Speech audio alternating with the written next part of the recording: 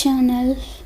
ఈరోజు మనం ఎంతో టేస్టీ అయిన వంకాయ వెల్లుల్లి కారం ఫ్రైని ప్రిపేర్ చేసుకుందామండి. ఇది చాలా టేస్టీగా ఉంటుంది. ఈ సాంబార్లోకి సైడ్గా పెట్టుకుంటే ఇంకా చాలా బాగుంటుంది. మనం ప్లెయిన్గా కూడా తీసుకోవచ్చు. సాంబార్కి సైడ్ డిష్గా పెట్టుకుంటే ఇంకా యమ్మీగా ఉంటుందండి. ఇంకెందుకండి ఆలస్యం, మనం ప్రిపరేషన్లోకి వెళ్ళిపోదామా. నేను ఇక్కడ స్టవ్ వెలిగించానండి. ఒక ప్యాన్ పెట్టాను. దాంట్లో చిన్న కప్ సైజ్ అంతా గ్రౌండ్నట్స్ని యాడ్ చేశానండి. వీటిని మనం రోస్ట్ చేసుకుందాము. అవి కాస్త రోస్ట్ అయిన తర్వాత 1 టేబుల్ స్పూన్ వచ్చి శనగపప్పు, 1 టేబుల్ స్పూన్ వచ్చేసి మినప్పప్పుని కూడా యాడ్ చేశాను. ఈ పప్పులు కొంచెం త్వరగా రోస్ట్ అవుతాయి కాబట్టి నేను ఫస్ట్ గ్రౌండ్నట్ వేసాను, తర్వాత ఈ పప్పులు అనేది యాడ్ చేశాను. నెక్స్ట్ ఇక్కడ చిన్న కప్పు సైజ్ అంతా డ్రై కోకోనట్ని కూడా లైట్గా రోస్ట్ చేసుకోవాలండి. ముక్కల కింద కట్ చేసి వేసాను.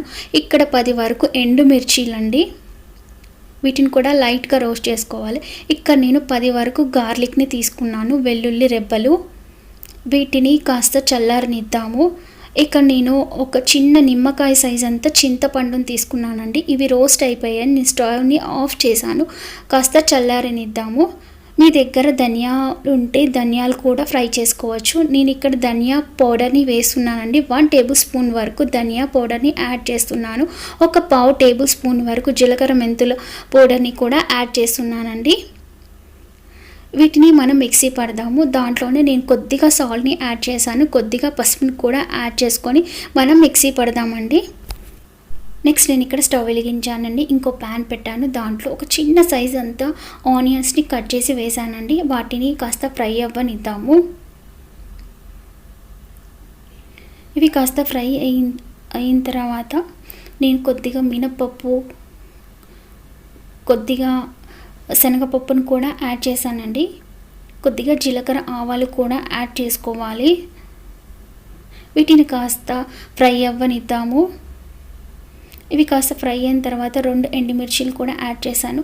తర్వాత ఇక్కడ నేను సన్నగా ముక్కలు కట్ చేశానండి. వంకాయలు ఇలా సన్నగా పొడుగ్గా కట్ చేసుకోవాలి. మన ఈ ఫ్రైకి ఇలా కట్ చేస్తేనే బాగుంటుంది.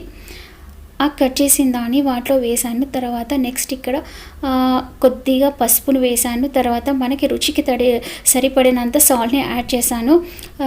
సాల్ట్ అనేది కొద్దిగా చూసి యాడ్ చేసుకోండి. ఎందుకంటే మనం ఆల్రెడీ పౌడర్లో కూడా, మన మిక్సీ పట్టిన పౌడర్లో కూడా ఆల్రెడీ సాల్ట్ యూస్ చేసాం కాబట్టి సో మనం చూసి అనేది యాడ్ చేసుకోవాలండి. ఇలా మనం మూత పెట్టుకొని మగ్గనిద్దామండి.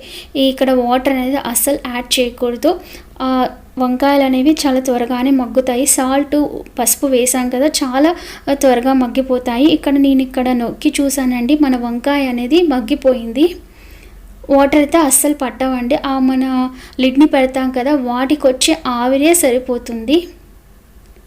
ఇక్కడ 70% వరకు మన వంకాయలు అనేవి మగ్గిపోయాయండి. ఈ టైంలోనే మనము ఇందాక పౌడర్ని చేసి మిక్సీ పట్టి పెట్టుకున్నాం కదా, ఆ వెల్లుల్లి కారాన్ని దాంట్లో యాడ్ చేసుకోవాలి.